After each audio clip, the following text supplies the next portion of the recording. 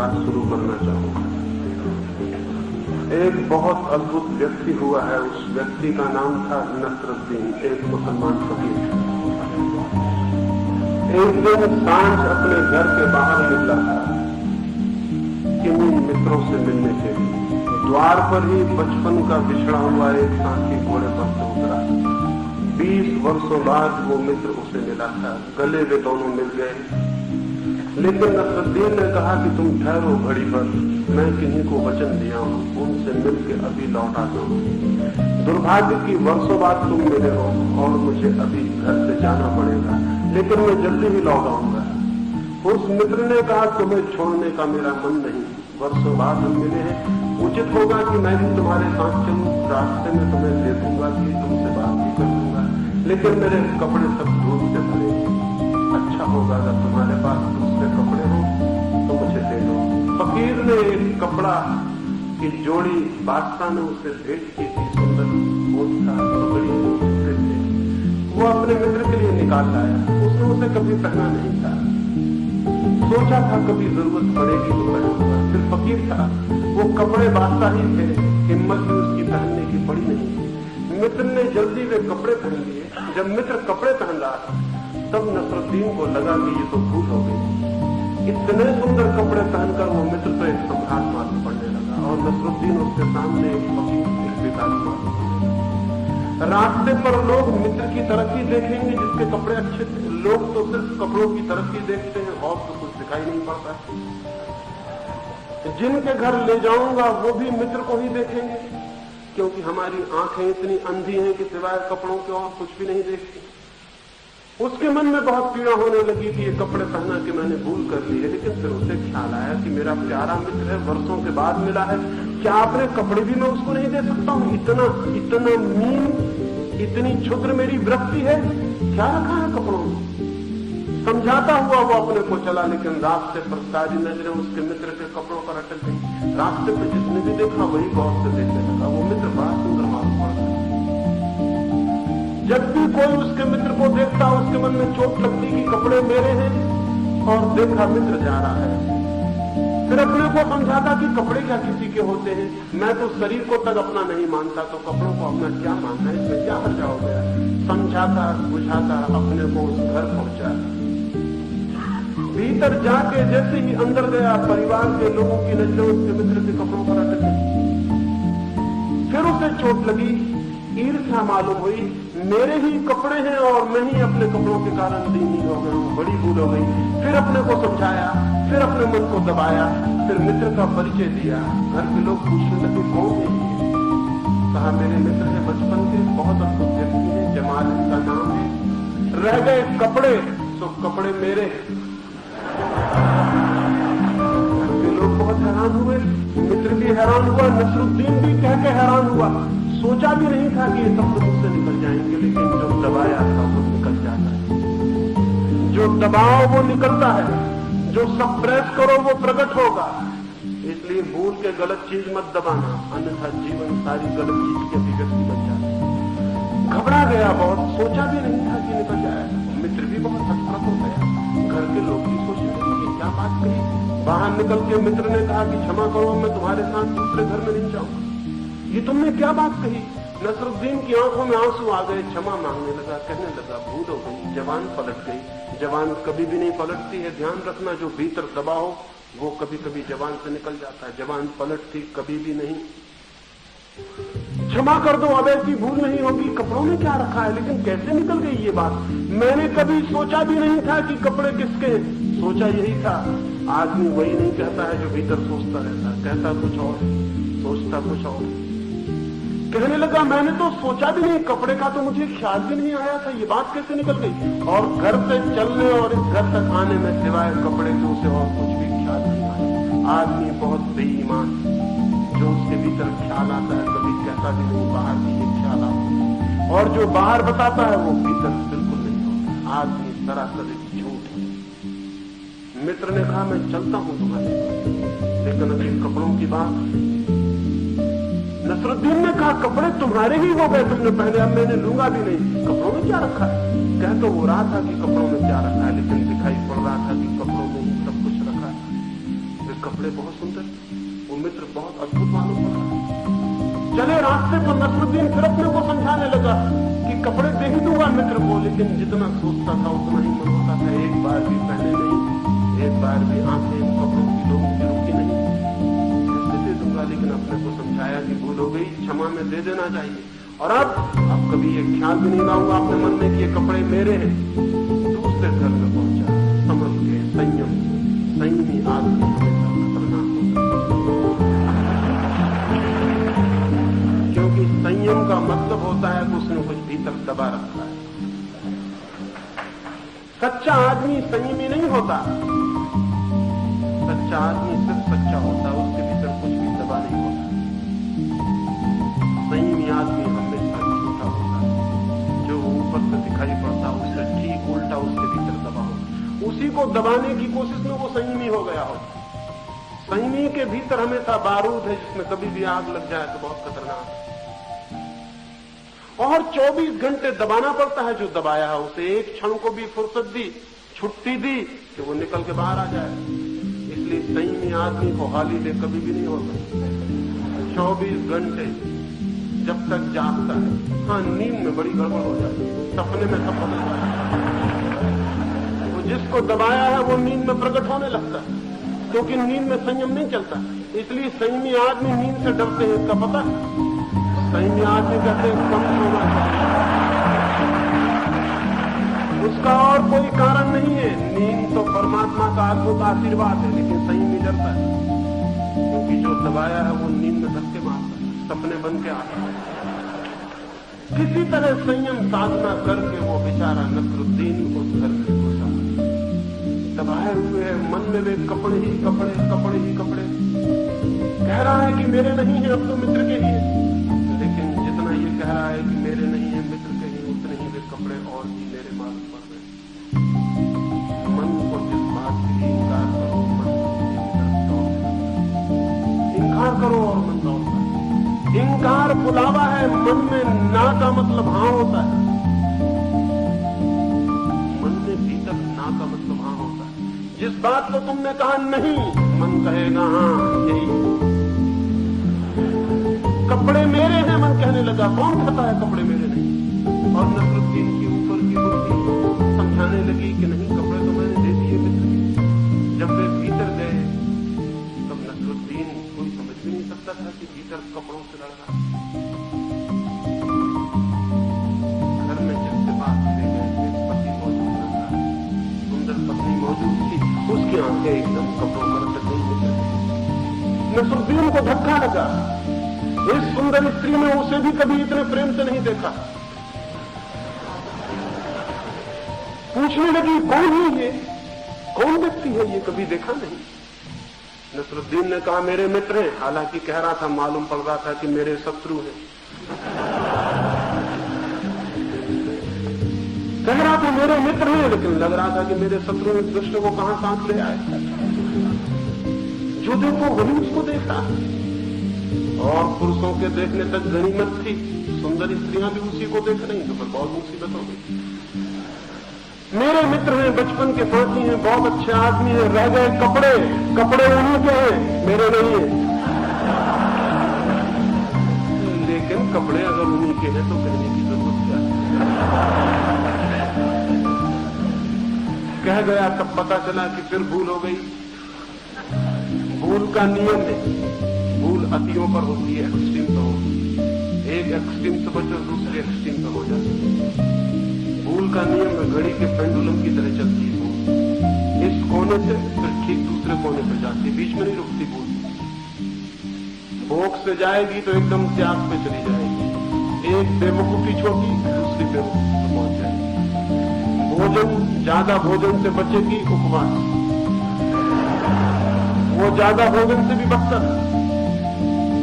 क्योंकि ज्यादा भोजन भी आदमी दिन में 2-1 बार कर सकता है, लेकिन उपवास करने वाला आदमी दिन भर मन ही मन में भोजन करना पड़ता है, तो 24 घंटे भोजन करना पड़ता है। एक भूल से आदमी का मन बचता है और दूसरे भूल पर मन जो है वो एक्सट्रीम्स में, अतियों में डूबता है। एक भूल की थी कि कपड़े मेरे हैं, अब दूसरी भूल हो गई कि कपड़े उसी के हैं, लेकिन एम्फेटिकली जब इतने जोर से कोई कहे कि कपड़े उसी के हैं तो साफ हो जाता है कि कपड़े उसके नहीं। ये बड़े मजे की बात है। जोर से हमें वही बात कहनी पड़ती जो सच्ची नहीं होती। अगर तुम कहो कि मैं बहुत बहादुर आदमी हूं तो समझ लेना कि तुम पक्के नंबर 1 के कायर हो। अभी हिंदुस्तान पे चीन का हमला हुआ, सारे हिंदुस्तान में कवि पैदा हो गए जैसे बरसात में मेंढक पैदा हो गए, और वो सब कहने लगे कि हम सोए हुए शेर हैं, हमको मत छोड़ो। कभी सोए शेर ने कविता की कि हमको मत छोड़ो। सुने कभी ये सोए शेर को छेड़ दो फिर वो कविता करेगा? फिर पता चल जाएगा कि छेड़ने का क्या मतलब होता है। लेकिन हमारा पूरा मुल्क कहने लगा हम सोए शेर हैं, हम ऐसा कर देंगे, हम वैसा कर देंगे, और चीन लाखों मील जमीन दबा के बैठ गया। सोए शेर सो गए, फिर से कविता वगैरह बन गया। ये शेर वेर होने का ख्याल शेरों को पैदा नहीं होता, ये कायरों को पैदा होता है। शेर शेर होता है, चिल्ला मिल्ला के कहने की जरूरत नहीं होती। वो जितने जोर से हम कहते हैं उससे उल्टा हमारे भीतर होता है।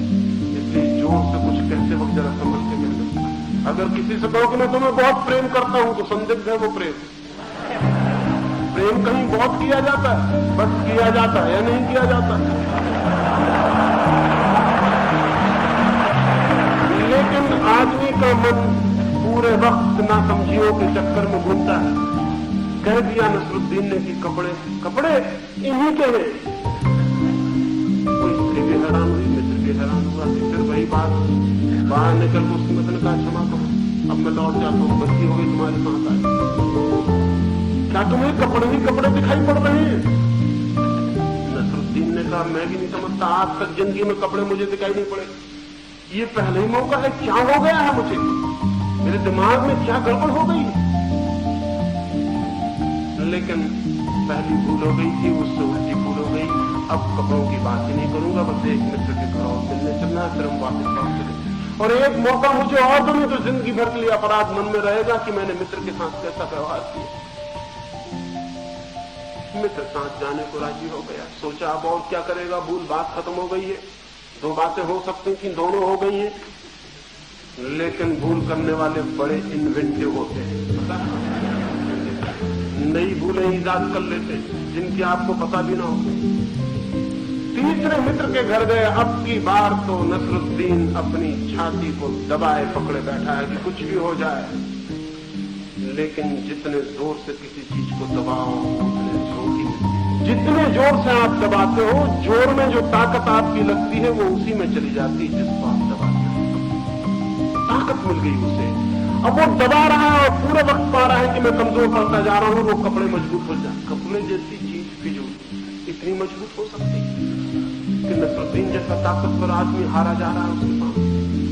जो किसी चीज से नहीं हारा था, आज साधारण से कपड़े उसे हराए डालते हैं। वो अपनी पूरी ताकत लगा रहा है, लेकिन उसे पता नहीं है कि पूरी ताकत हम लगाते उसके खिलाफ है, जिससे हम भयभीत हो जाते हैं। और जिससे हम भयभीत हो जाते हैं उससे हम हार जाते हैं, उससे हम कभी नहीं जीत सकते। आदमी ताकत से नहीं जीतता, अभय से जीतता है, फियरलेसनेस से जीतता है। ताकत से कोई आदमी नहीं जीतता। बड़े से बड़ा ताकतवर हार जाएगा अगर भीतर फियर है। हम दूसरे से कभी नहीं हारते, अपने ही भय से हारते हैं। ये ध्यान रहे, कम से कम मानसिक जगत में तो ये पक्का है कि दूसरा हमें कभी नहीं हराता, हमारा भय ही हमें हरा देता है। वो जितना भयभीत हो रहा है उतनी ताकत लगा रहा है, वो जितनी ताकत लगा रहा है उतना भयभीत हुआ जा रहा है, क्योंकि कपड़े छूटते नहीं, पीछे वो चक्कर काटते हैं। तीसरे मकान के भीतर घुसा है वो आदमी, होश में नहीं है, वो बेहोश है। उसे न दीवारें दिख रही, न घर के लोग दिखाई पड़ रहे हैं, उसे वो होश पकड़ी हुई दिखाई पड़ रहा है। मित्र भी खो गया है, बस कपड़े हैं और वो लड़ रहा। ऊपर से किसी को पता नहीं। जिस घर में गया फिर आंखें टिक गई वहीं उसके मित्रों के कपड़ों पर। पूछा कौन है ये? अब वो बुखार में है, अब वो नसरुद्दीन होश में नहीं, अब वो फीवर में। दमन करने वाले लोग हमेशा बुखार में जीते, कभी शांत नहीं होते। सप्रेशन जो है वो मेंटल फीवर है, वो मानसिक बुखार। दबा लिया है, बुखार पकड़ा हुआ है, हाथ पैर कप रहे हैं उसके। वो अपने हाथ पैर रोकने की कोशिश कर रहा है, लेकिन जितना रोकने की कोशिश कर रहा है उतने कप रहे हैं। उसने कहा कौन है ये? अब उसे खुद भी याद नहीं आ रहा है कि कौन है ये। सिर्फ कपड़े हैं, सिर्फ कपड़े हैं, सिर्फ कपड़े हैं, यही मालूम पड़ रहा है। लेकिन कहता है कि नहीं, जैसे बहुत मुश्किल पड़ रहा है उसे याद करने। कहा मेरे मित्र ने, नाम है फला फला। रह गए कपड़े, सो कपड़े की बात ही नहीं करनी है, किसी के भी हो, कपड़े की बात ही नहीं उठानी। लेकिन बात उठ गई। जिसकी बात न उठानी हो उसी की बात ज्यादा उठती है, जिसकी बात न उठानी हो उसी की बात ज्यादा उठती है। ये छोटी सी कहानी क्यों मैंने कही? सेक्स की बात नहीं उठानी है और उसकी ही बात 24 घंटे नहीं किसी से बात करनी, लेकिन अपने से ही बात चलती। मत करो दूसरे से, तो खुद ही से करनी पड़ेगी बात। और दूसरे से बात करने में राहत भी मिल सकती है। खुद से बात करने में कोई रास्ते नहीं, कोलों के बैल की चले अपने भीतर ही घूमते रहो। सेक्स की बात नहीं करनी, टैबू, उसकी बात नहीं करनी, उसकी बात ही नहीं उठानी। मां अपने बेटे के सामने नहीं उठाती, बेटा अपने बाप के सामने नहीं उठाता, मित्र मित्र के सामने नहीं उठाते। उठानी नहीं है बात। जो उठाते हैं वो अशिष्ट, और 24 घंटे वही बात चलती है, सबके मन में वही चलता है। ये सेक्स इतना महत्वपूर्ण नहीं है जितना कि बात न उठाने से महत्वपूर्ण हो गया है। ये सेक्स बिल्कुल महत्वपूर्ण नहीं है जितना कि हम समझ रहे हैं, लेकिन किसी भी व्यर्थ की बात को उठाना बंद कर दो, वो सबसे ज्यादा महत्वपूर्ण हो जाएगी। इस दरवाजे पे सख्ती लगा दो, यहां झांकना मना है और यहां झांकना बड़ा महत्वपूर्ण हो जाएगा। फिर चाहे आपकी यूनिवर्सिटी में कुछ भी हो रहा हो, आइंस्टीन आके गणित पे भाषण दे रहे हो, बेकार है, ये तख्ती महत्वपूर्ण है, यहीं झांकने की जरूरत होती है। हर विद्यार्थी यहीं चक्कर लगाने लगता। लड़के जरा जोर से लगाएंगे, लड़के जरा धीरे, कोई बुनियादी फर्क नहीं है आदमी आदमी में। उनके मन में भी होगा कि क्या है इस तख्ती के भीतर। ये तख्ती एकदम अर्थ ले लेगी।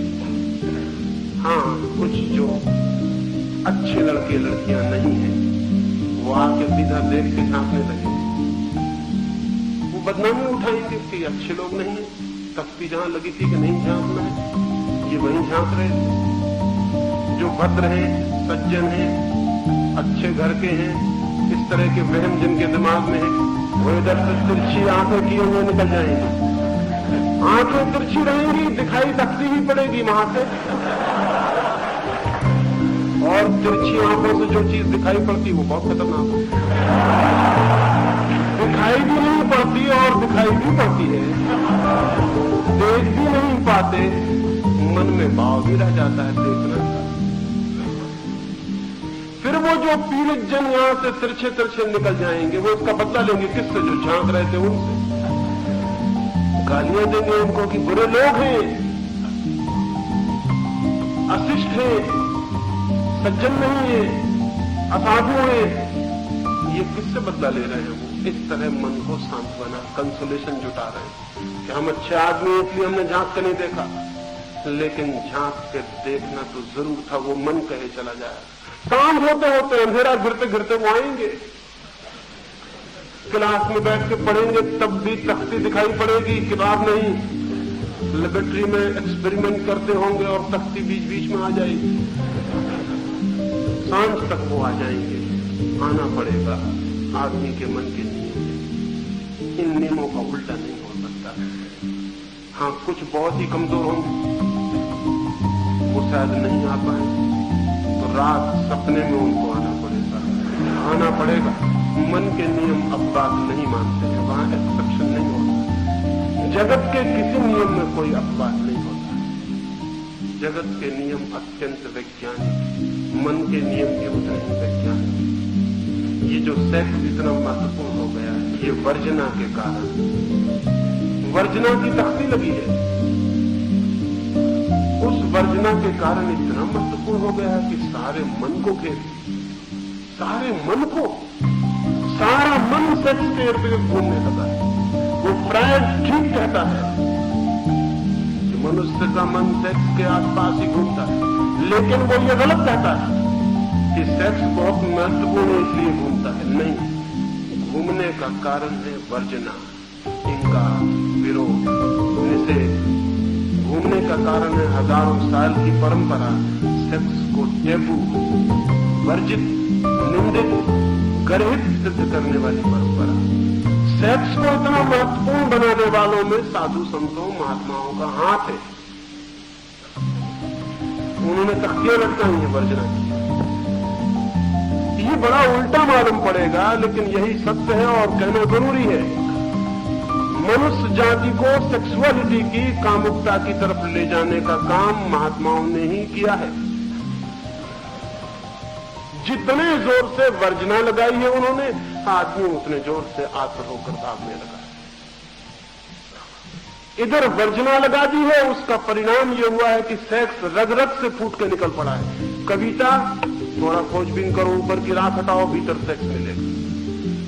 उपन्यास, कहानी, मान से मान साहित्यकार की जरा राख झाड़ो, भीतर सेक्स मिलेगा। चित्र देखो, मूर्ति देखो, सिनेमा देखो, और साधु संत इस वक्त सिनेमा के बहुत खिलाफ,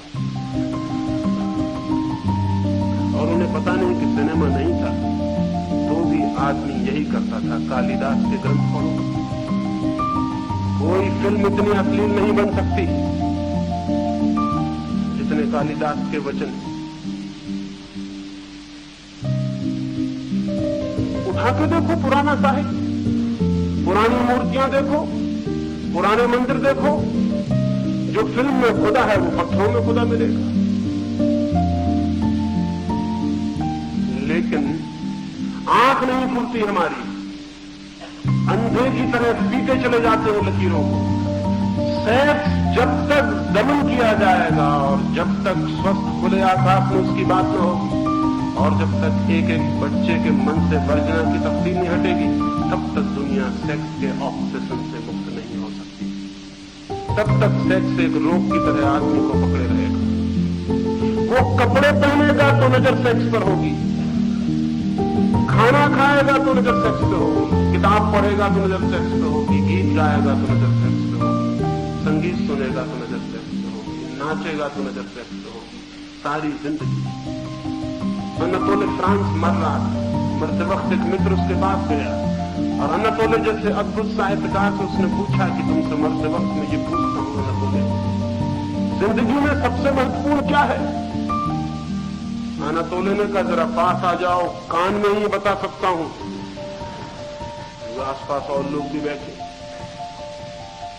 मित्र पास आ गया, उसने सोचा कि अनातोले जैसा आदमी जो मकानों की चोटियों पर चढ़ के चिल्लाने का आदी है, जो उसे ठीक लगे कहता है, वो भी आज मरते वक्त इतना कमजोर हो गया कि जीवन की सबसे महत्वपूर्ण बात बताने को कहता है पास आ जाओ, कान में कहूंगा, सुनो धीरे से कान में। मित्र पास रख आया, कान में अनातोले कान के पास होठ ले आया, लेकिन कुछ बोला नहीं। मित्र ने कहा बोलते नहीं। अनातोले ने कहा तुम समझ गए हो गया, बोलने की क्या जरूरत है? ऐसा मजा। और मित्र समझ गया और तुम भी समझ गए, नहीं हंसते नहीं, समझ गए ना, बोलने की कोई जरूरत नहीं है। क्या पागलपन है ये? कैसे मनुष्य को पागलपन की तरफ ले जाने का मेड हाउस बनाने की दुनिया को कोशिश चल रही है। इसका बुनियादी कारण यह है कि सेक्स को आज तक स्वीकार नहीं किया गया, जिससे जीवन का जन्म होता है, जिससे जीवन के बीज फूटते हैं, जिससे जीवन के फूल आते हैं, जिससे जीवन की सारी सुगंध, सारा रंग, जिससे जीवन का सारा रंग, जिसके आधार पर जीवन का पहिया उसको ही स्वीकार नहीं किया। जीवन के मौलिक आधार को अस्वीकार किया। जीवन में जो केंद्रीय था, परमात्मा जिसको सृष्टि का आधार बनाए हुए है, चाहे फूल हो, चाहे पक्षी हो, चाहे बीज हो, चाहे पौधे हो, चाहे मनुष्य हो, सेक्स जो है वो जीवन के जन्म का मार्ग है, उसको ही अस्वीकार कर दिया। उसकी अस्वीकृति के दो परिणाम हुए। अस्वीकार करते ही वो सबसे ज्यादा महत्वपूर्ण हो गए, अस्वीकार करते ही वो सर्वाधिक महत्वपूर्ण हो गया और मनुष्य के चित्त को उसने सब तरफ से पकड़ लिया। अस्वीकार करते ही उसे सीधा जानने का उपाय नहीं रहा, इसलिए तिरछे जानने के उपाय खोजने पड़े, जिनसे मनुष्य का चित्त विकृत बीमार होने लगा। जिस चीज को सीधे जानने के उपाय में रह जाए और मन जानना चाहता हो, फिर गलत उपाय खोजने पड़ते। मनुष्य को अनैतिक बनाने में तथाकथित नैतिक लोगों की वर्जनाओं का हाथ है। जिन लोगों ने आदमी को नैतिक बनाने की चेष्टा की है, दमन के द्वारा, वर्जना के द्वारा, उन लोगों ने सारी मनुष्य जाति को इमोरल, अनैतिक बनाकर छोड़ दिया। और जितना आदमी अनैतिक होता चला जाता है, उतनी उनकी वर्जना सख्त होती चली जाती है। वे कहते हैं कि फिल्मों में नंगी तस्वीर नहीं होनी चाहिए, वे कहते हैं पोस्टरों पर नंगी तस्वीर नहीं होनी चाहिए, वे कहते हैं किताब ऐसी होनी चाहिए, वे कहते हैं फिल्म में चुंबन लेते वक्त कितने इंच का फासला हो, ये भी गवर्नमेंट तय करेगी। वे ये सब कहते हैं, बड़े अच्छे लोग हैं, वे इसलिए कहते हैं कि आदमी अनैतिक न हो जाए। और उनकी ये सब चेष्टाएं फिल्मों को और गंदा करती चली जाती है, पोस्टर और अश्लील होते चले जाते हैं, किताबें और गंदी होती चली जाती है। यहाँ एक फर्क रहता है, किताब के भीतर कुछ रहता है, ऊपर कवर कुछ और रहता है, सफर रहता है। और अगर ऐसा नहीं रहता तो लड़का गीता खोल लेता है, गीता के अंदर दूसरी किताब रख लेता है, बाइबल का कवर चढ़ा देता है। कोई लड़का बाइबल पढ़ता है, अगर बाइबल पढ़ता हो तो उसके भीतर कोई दूसरी किताब। ये सब धोखा, ये डिसेप्शन पैदा होता है। विनोबा कहते हैं, तुलसी कहते हैं, अपनी पोस्टर नहीं चाहिए। गांधी जी तो ये कहते थे कि खजुराहो और कोणार्क के मंदिरों पर मिट्टी पोतकर उनकी प्रतिमाओं को ढांक देना चाहिए, आदमी उनको देख के गंदा ना हो जाए। और बड़े मजे की बात यह है कि तुम ढांकते चले जाओ उनको, हजारों साल से ढांक रहे हो, इससे आदमी गंदगी से मुक्त नहीं होता, गंदगी बढ़ती चली जाती। मैं ये पूछना चाहता हूं, तस्वीर लगी है नंगी दीवार पर, अश्लील पोस्टर लगा है, अश्लील किताब छपती है, अश्लील किताब, अश्लील सिनेमा के कारण आदमी कामुक होता है कि आदमी कामुक है इसलिए अश्लील तस्वीर बनती है और पोस्टर चिपकाए जाते हैं? कौन है बुनियादी? आदमी की मांग है अश्लील पोस्टर के लिए, इसलिए अश्लील पोस्टर लगता है और देखा जाता है। साधु सन्यासी भी देखते हैं उसको, लेकिन फर्क रहता है। आप उसको देखते हैं, आप अगर पकड़ लिए जाएंगे तो आप समझ जाएंगे आदमी गंदा है। अगर कोई साधु सन्यासी मिल जा रहा, आप उससे कहें आप क्यों देख रहे, वो कहेगा कि हम निरीक्षण कर रहे हैं, स्टडी कर रहे हैं कि लोग किस तरह अनैतिकता से कैसे बचाए जाएं, इसलिए अध्ययन कर रहे हैं। इतना फर्क पड़ेगा, बाकी कोई फर्क नहीं पड़ेगा। बल्कि आप बिना देखे भी निकल जाएं, साधु सन्यासी बिना देखे कभी नहीं निकल सकता। उसकी वर्जना और भी ज्यादा है, उसका चित्त और भी वर्जित है। एक सन्यासी मेरे पास आए, वो 9 वर्ष के थे तब दुष्टों ने उनको दीक्षा दे दी। 9 वर्ष के आदमी को दीक्षा देना कोई भले आदमी का काम होता है? 9 वर्ष के बच्चे, बाप मर गए थे उनके, साधु सन्यासियों को मौका मिल गया उनको दीक्षा देने। अनाथ बच्चे, उनके साथ कोई भी दुर्व्यवहार किया जा सकता है, उनको दीक्षा देती। वो आदमी 9 वर्ष की उम्र से बेचारा सन्यासी, अब उनकी उम्र कोई 50 साल। वो मेरे पास रुके थे, मेरी बातें सुनकर उनकी हिम्मत बढ़ी कि मुझसे सच्ची बातें कही जा सकती। इस मुल्क में सच्ची बातें किसी से नहीं कही जा सकती, सच्ची बातें कहनी मत, नहीं तो फंस जाओ। उन्होंने एक रात मुझसे कहा कि मैं बहुत परेशान हूं, सिनेमा और टाकीज के पास से निकलता हूं तो मुझे लगता है अंदर पता नहीं क्या होता होगा, इतने लोग अंदर जाते, इतना क्यों लगाए खड़े रहते, जरूर कुछ ना कुछ बात होगी। हालांकि मंदिर में जब मैं बोलता हूं तो मैं कहता हूं कि सिनेमा जाने वाले नरक जाएंगे, लेकिन जिनको मैं कहता हूं नरक जाएंगे, वो नरक की धमकी से भी नहीं डरते और सिनेमा जाते हैं, तो जरूर कुछ बात होगी। 9 साल का बच्चा था तब वो साधु हो गया। 9 साल के पास उसकी बुद्धि अटकी रह गई, उससे आगे विकसित नहीं हुई, क्योंकि जीवन के अनुभव से तोड़ दिया गया। 9 साल के बच्चे के मन में जैसे भाव उठे कि सिनेमा के भीतर क्या हो रहा है, उसके मन में उठता है, लेकिन किससे कहे? तो मैंने उनसे कहा सिनेमा दिखला दें आपको। बोले कि अगर दिखला दें तो बड़ी कृपा हुई, झंझट छूट जाए। क्या है वहां? एक मित्र को मैंने बुलाया कि इनको ले जाओ। वो मित्र बोले कि मैं झंझट में नहीं पड़ता, कोई देख ले कि मैं साधु बुलाया तो मैं भी झंझट में पड़ता। अंग्रेजी फिल्म दिखाने ले जा सकता हूं इनको, क्योंकि वो मिलिट्री एरिया में, और उधर ये साधु वाधु मानने वाले इनके भक्त भी वहां नहीं होंगे, वहां मैं इनको ले जा सकता हूं। पर वो साधु अंग्रेजी नहीं जानते। कहने लगे कोई हर्जा नहीं, लेकिन देख तो लेंगे कि क्या मामला अंग्रेजी। ये चित्त है, और ये चित्त वहां गाली देगा मंदिर में बैठ के कि नरक जाओगे अगर अपनी पोस्टर देखोगे, फिल्म देखोगे। ये बदला ले रहा है। वो तिरछा देख के निकल गया आदमी, वो बदला ले रहा है जिन्होंने सीधा देखा उनको। लेकिन सीधे देखने वाले मुक्त भी हो सकते हैं, तिरछे देखने वाले मुक्त नहीं हो सकते। अश्लील पोस्टर इसलिए लग रहे हैं, अश्लील किताबें इसलिए पढ़ी जा रही हैं, लड़के अश्लील गालियां इसलिए बक रहे हैं, अश्लील कपड़े इसलिए पहने जा रहे हैं कि तुमने जो मौलिक था उसको अस्वीकार किया है। उसकी अस्वीकृति के परिणाम स्वरूप ये सब गलत रास्ते खोजे जा रहे हैं। जिस दिन दुनिया में सेक्स स्वीकृत होगा, जैसे कि भोजन स्वीकृत है, स्नान स्वीकृत है, उस दिन दुनिया में अश्लील पोस्टर नहीं लगेंगे, अश्लील कविताएं नहीं होंगी, अश्लील मंदिर नहीं बनेंगे, क्योंकि जैसे ही वो स्वीकृत हो जाएगा अश्लील पोस्टरों को बनाने की कोई जरूरत नहीं रह जाएगी। अगर किसी समाज में भोजन वर्जित कर दिया जाए कि भोजन छिप के खाना, कोई देख न ले, अगर किसी समाज में ये हो कि भोजन करना पाप है, तो भोजन के पोस्टर सड़कों पर लगने लगेंगे फौरन, क्योंकि आदमी तब पोस्टरों से भी तृप्ति पाने की कोशिश करेगा। पोस्टरों से तृप्ति तभी पाई जाती है जब जिंदगी तृप्त देनी बंद कर देती है और जिंदगी के द्वार बंद हो जाते हैं।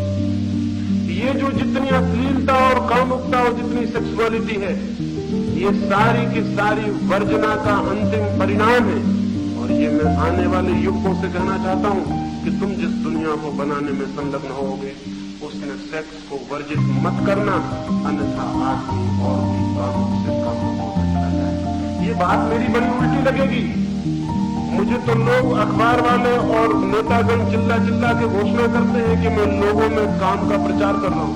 मैं लोगों को काम से मुक्त करना चाहता हूं, प्रचार वे कर रहे हैं।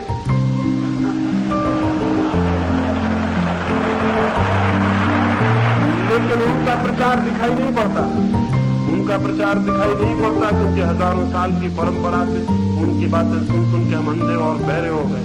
हमें ख्याल भी नहीं रहा कि वो क्या कह रहे हैं।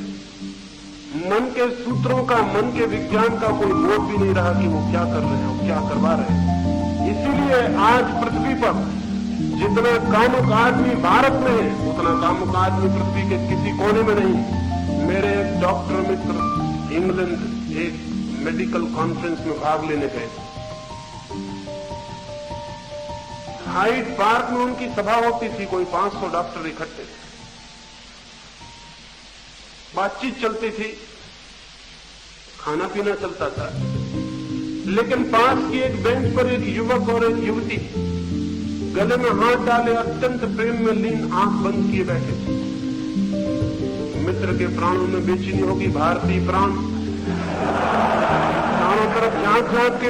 अब खाने में उनका मन न रहा, अब चर्चा में उनका रस न रहा।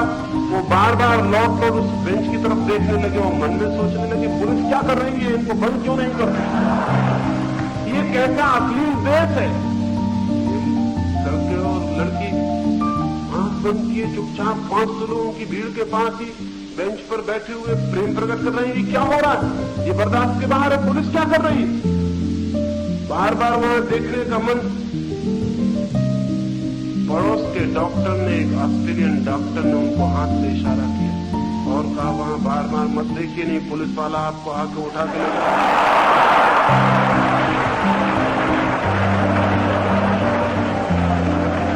ये अनैतिकता का सबूत है। ये उन दो व्यक्तियों की अपनी जिंदगी की बात, और वे दोनों व्यक्ति इसलिए 500 लोगों की भीड़ के पास भी शांति से बैठे हैं क्योंकि वे जानते हैं कि यहां सज्जन लोग इकट्ठे हैं, कोई देखेगा नहीं, किसी को क्या प्रयोजन है। आपका ये देखना बहुत गर्हित, बहुत अशोभन, अशिष्ट, चिंतन दिल्ली अच्छे आदमी का सबूत नहीं। आप वहां बार बार आप 500 लोगों को नहीं देख रहे, कोई फिक्र नहीं कर रहा, क्या प्रयोजन है किसी को? ये उनकी अपनी बात है। और दो व्यक्ति इस उम्र में प्रेम करें तो आप क्या? और प्रेम में भी आंख बंद करके पास बैठे तो हर्ज क्या है? आप क्यों परेशान हो रहे हैं? न तो वे आपके गले में हाथ डाले हुए।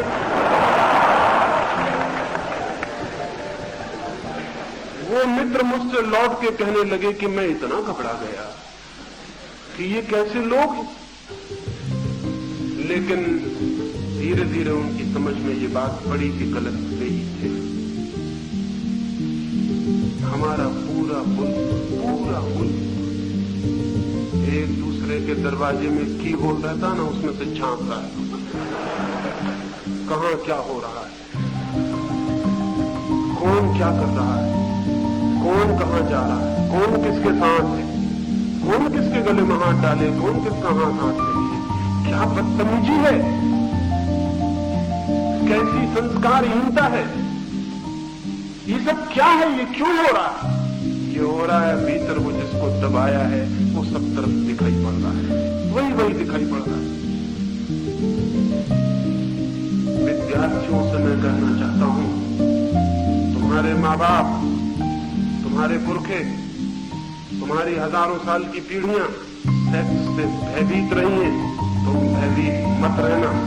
तुम समझने की कोशिश करना उसे, तुम पहचानने की कोशिश करना, तुम बात करना, तुम सेक्स के संबंध में जो आधुनिकतम नई से नई खोज हुई है उसको पढ़ना, चर्चा करना और समझने की कोशिश करना। क्या है सेक्स, क्या है सेक्स का मैकेनिज्म, उसका यंत्र क्या है, क्या है उसकी आकांक्षा, क्या है प्यास, क्या है प्राणों के भीतर छिपा हुआ राज, इसको समझना, इसके सारे की सारी वैज्ञानिकता को पहचानना, इससे भागना मत, एस्केप मत करना, आंख बंद मत करना, और तुम हैरान हो जाओगे। तुम जितना समझोगे तुम उतने ही मुक्त हो जाओगे, तुम जितना समझोगे तुम उतने ही स्वस्थ हो जाओगे। तुम जितना सेक्स के फैक्ट को समझ लोगे उतना ही सेक्स के फिक्शन से तुम्हारा छुटकारा हो जाएगा। तथ्य को समझते ही आदमी कहानियों से मुक्त हो जाता है, और जो तथ्य से बचता है वो कहानियों में भटक जाता है। कितनी सेक्स की कहानियां चलती हैं, कोई मजाक ही नहीं है, और बस एक ही मजाक है हमारे पास कि हम सेक्स की तरफ इशारा करें और हंसें। जो आदमी सेक्स की तरफ इशारा करके हंसता है वो आदमी बहुत ही छोटा है। सेक्स की तरफ इशारा करके हंसने का क्या मतलब? इसका मतलब है आप समझते हैं बच्चे तो बहुत तकलीफ में हैं, कौन उन्हें समझाए, किससे वे बातें करें, कौन सारे तथ्यों को सामने रखे। उनके प्राणों में जिज्ञासा है, खोज है, लेकिन उसको दबाए चले जाते हैं, रोके चले जाते हैं। उसके दुष्परिणाम होते हैं, जितना रोकते हैं उतना मन वहां दौड़ने लगता है, और इस रोकने और दौड़ने में सारी शक्ति और ऊर्जा नष्ट हो जाती है। ये मैं आपसे कहना चाहता हूं, जिस देश में भी सेक्स की स्वस्थ रूप से स्वीकृति नहीं होती उस देश की प्रतिभा का जन्म ही नहीं होता। पश्चिम में 300 वर्षों में जो जीनियस पैदा हुआ है, जो प्रतिभा पैदा हुई है, वो सेक्स के तथ्य की स्वीकृति से पैदा हुई है। जैसे ही सेक्स स्वीकृत हो जाता है तो जो शक्ति हमारी लड़ने में नष्ट होती है वो शक्ति मुक्त हो जाती है, वो रिलीज हो जाती है। उस शक्ति को हम रूपांतरित करते हैं पढ़ने में, खोज में, आविष्कार में, कला में, संगीत में। और अगर वो शक्ति इसी में उलझी रह जाए, अब सोच लो कि वो आदमी जो कपड़ों में उलझ गया था नसरुद्दीन, वो कोई विज्ञान के प्रयोग कर सकता था बेचारा? कि वो कोई साहित्य का सृजन कर सकता था, कि कोई मूर्ति का निर्माण कर सकता था। वो कुछ भी करता, कपड़े ही कपड़े चारों तरफ घूमते रहते। भारत के युवक के चारों तरफ सेक्स घूमता रहता पूरे वक्त, और इस घूमने के कारण उसकी सारी शक्ति इसी में लीन और नष्ट हो जाती है।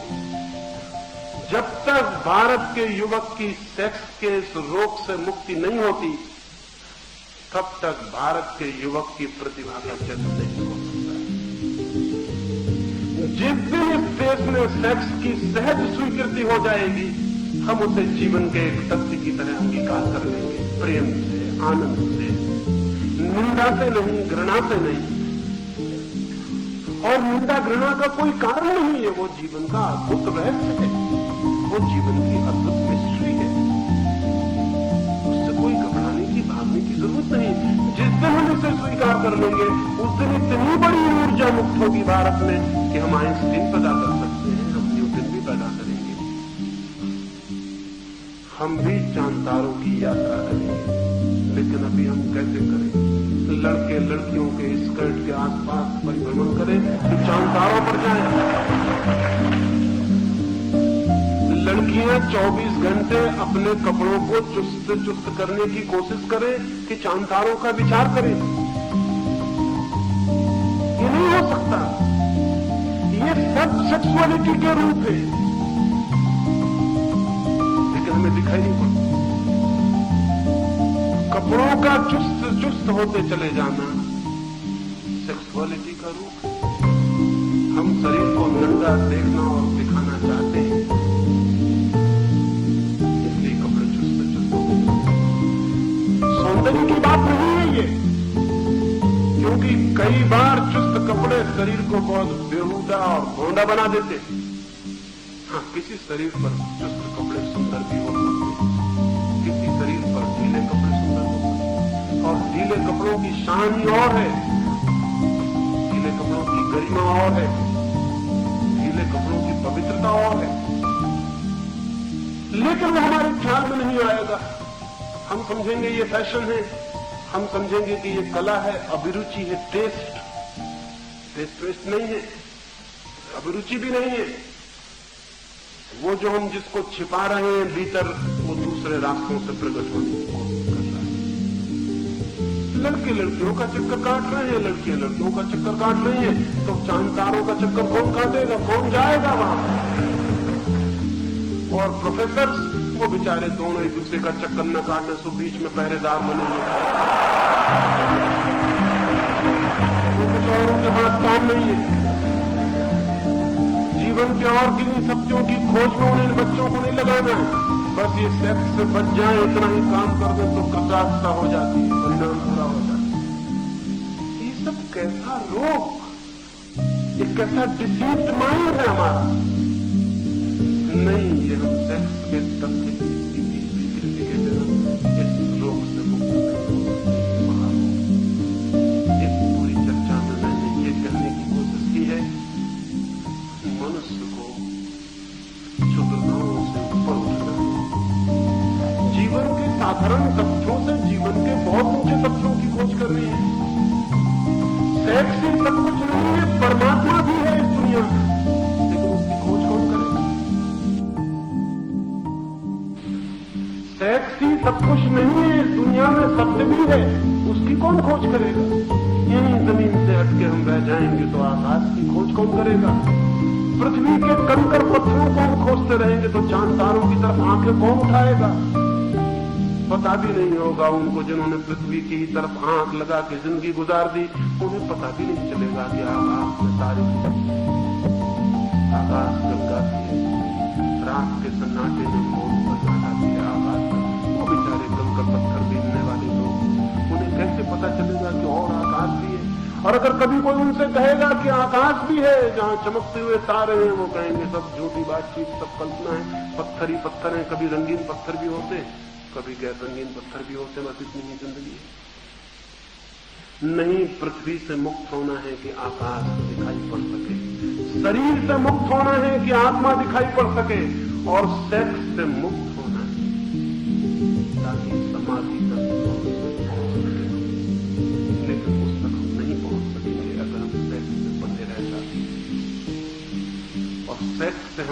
गए हैं क्योंकि हम सेक्स से लड़ गए हैं। लड़ाई बांध देती है, समझ मुक्त करती है, अंडरस्टैंडिंग चाहिए। समझो, सेक्स के पूरे रहस्य को समझो, बात करो, विचार करो, मुल्क में हवा पैदा करो कि हम इसे छिपाएंगे नहीं, समझेंगे। अपने पिता से बात करो, अपनी मां से बात करो, वो बहुत घबराएंगे। अपने प्रोफेसर से बात करो, अपने कुलपति को पकड़ो और कहो कि हमें समझाओ, जिंदगी के सवाल हैं ये। वो भागेंगे क्योंकि वो डरे हुए लोग हैं, डरी हुई पीढ़ी से आए हैं। उनको पता भी नहीं कि जिंदगी बदल गई है, अब डर से काम नहीं चलेगा। जिंदगी का एनकाउंटर चाहिए, मुकाबला चाहिए। जिंदगी को लड़ने और समझने की तैयारी करो। मित्रों का सहयोग लो, शिक्षकों का सहयोग लो, माँ बाप का सहयोग लो।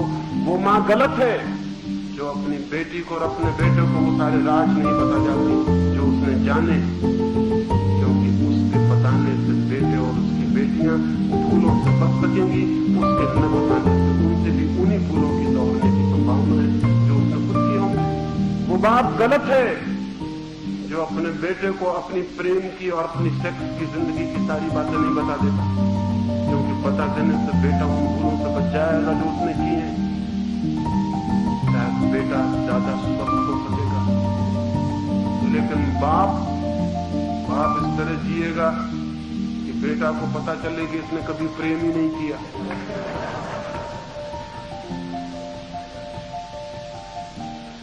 वो इस तरह खड़ा रहेगा, आंखें पत्थर की बना के कि इसकी जिंदगी में कभी कोई औरत इसे अच्छी ही नहीं लगी। ये सब झूठ है, ये सरासर झूठ है। तुम्हारे बाप ने भी प्रेम किया है, उनके बाप ने भी प्रेम किया था। सब बाप प्रेम करते रहे हैं, लेकिन सब बाप धोखा देते रहे। तुम भी प्रेम करोगे और बाप बन के धोखा दोगे। ये धोखे की दुनिया अच्छी नहीं। चीजें साफ और सीधी होनी चाहिए। जो बाप ने अनुभव किया है वो बेटे को दे जाए, जो मां ने अनुभव किया है वो बेटे को दे जाए।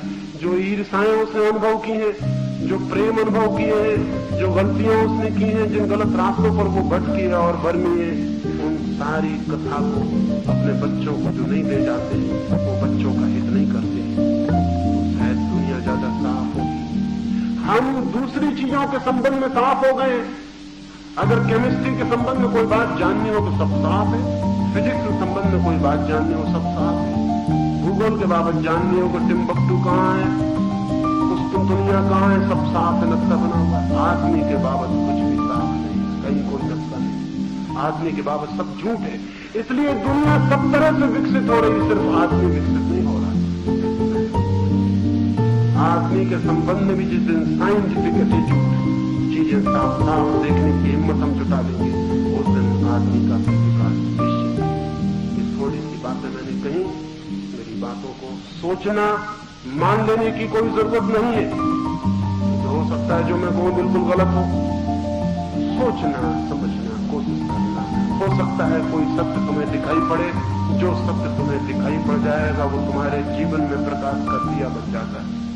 मेरी बातों को इतने प्रेम और शांति से सुना, उससे बहुत अनुग्रहित हूं और अंत में तुम सबके भीतर बैठे परमात्मा को प्रणाम करता हूं। मेरे प्रणाम स्वीकार करें।